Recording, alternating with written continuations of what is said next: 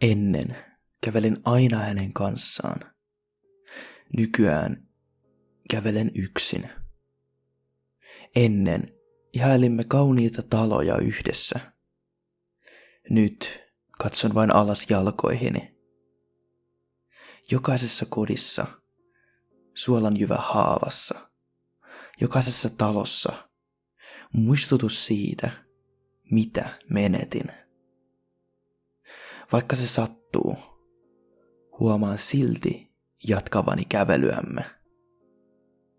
Joskus kipu on hyvästä.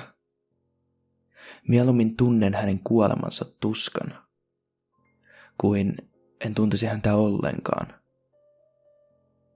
Tuntuu, että hän on elossa, kun kävelen. Hän on varjo, joka kävelee takanani. Vaikka en näe häntä, voin tuntea hänet. Hänen läsnäolonsa on kuin tuulitakki, joka on levitetty harteilleni erityisen rajussa myrskyssä.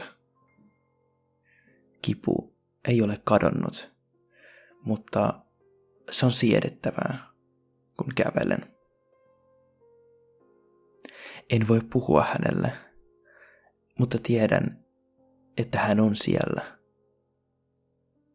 Kun kompastun juureen, tunnen hänen kätensä vahvistavan minua.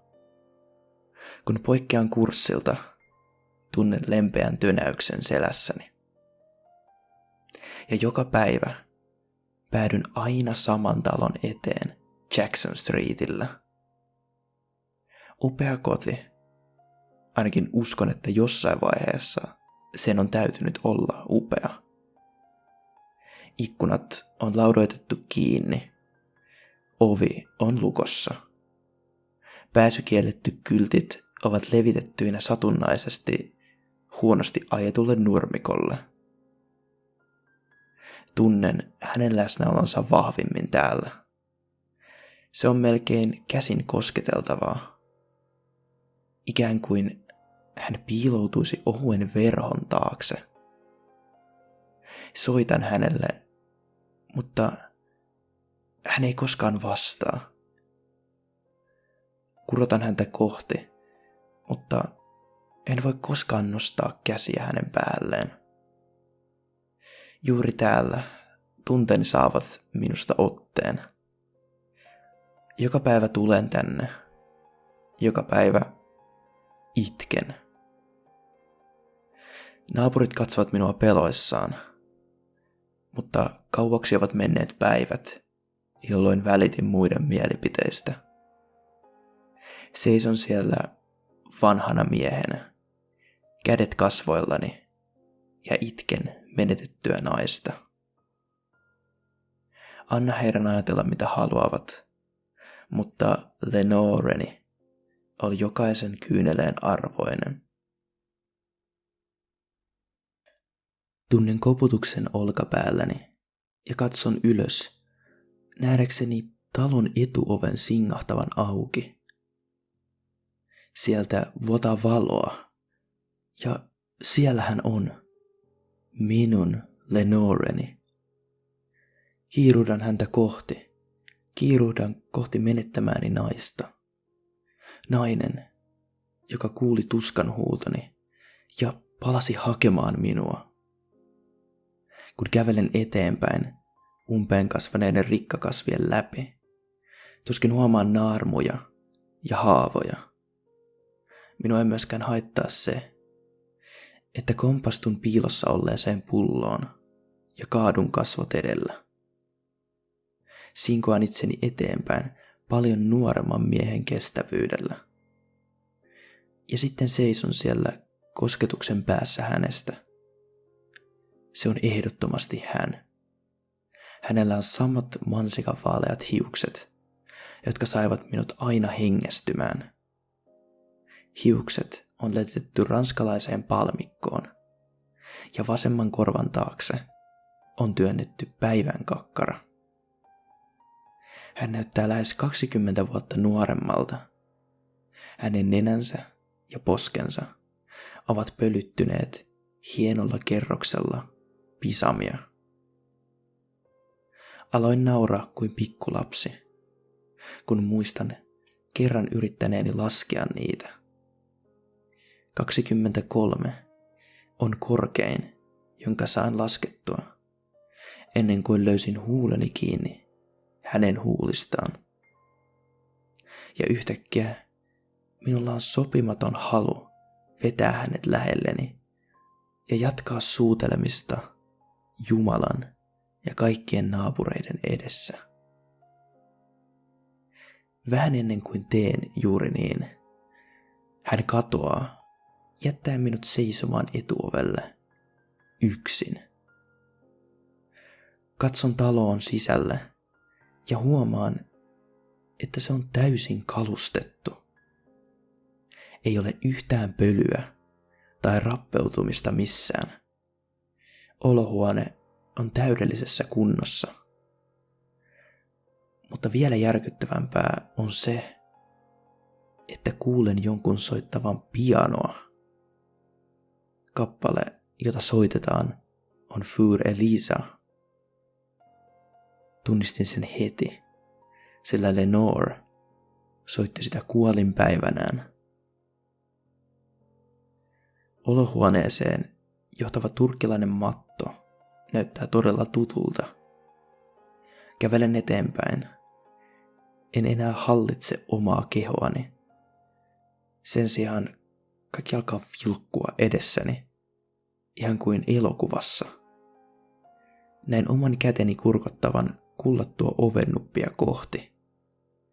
Tiedän, että tämän oven toisella puolella on portaat, jotka johtavat suureen huoneeseen. Silti en muista. En vain muista. Mutta muistot uhkaavat tulla takaisin. Mutta en anna niiden tulla takaisin. En halua muistaa. Olen palannut. Voi hyvä Jumala, armahda minua. Olen palannut päivään, jolloin vaimoni kuoli. Tulen tähän johtopäätökseen, vaikka omat petturikäteni avaavat käytävän oven. Taistelen sen hallinnasta. Teen kaikkeni, jotta en näe. Silmäni aukeavat väkisin ja katson nähdäkseni suloisen Lenoren pään takaosan. Kirottu päivänkakkara, yhä hänen korvansa takana. Hän soittaa, eikä tiedä, että olen saapunut. Tiedän, mitä on tulossa, mutta en halua todistaa sitä uudestaan. Silti nämä kirotut jalat, nuo kapinalliset paskiaiset työntävät minua eteenpäin. Ensin 1 askel ja sitten 2. Ennen kuin edes tiedänkään, olen jo paljon lähempänä Lenorea. Nyt näen hänet kokonaan takapäin. Hän on kukkamekossa, jossa on hunajaa imeviä golibreja. Ja Für Elisa voimistuu. Ja kappale lähenee huipentumaansa. Ja sitten näen sen. Miehen tarkalleen ottaen. Mies lepäilee tuolissani ja juo viskiäni. Paita osittain auki. Raivo täyttää mieleni. Katson vasemmalle ja sitten oikealle. Ja silloin näen ratsuväen sapelini ripustettuna seinälle koristeeksi. Muistan, mitä tulee tapahtumaan, mutta en kuitenkaan voi pakottaa itseäni päästämään irti sapelista. Käteni muuttuu valkoiseksi, kun pidän sapelista kiinni niin lujasti. Näen itseni marssimassa Lenoren taakse. Miekka korkealla toisessa kädessä. Für Elisa huipentuu käteni heilahtaessa. Lyön sapelilla hänen vasempaan lapaluuhunsa.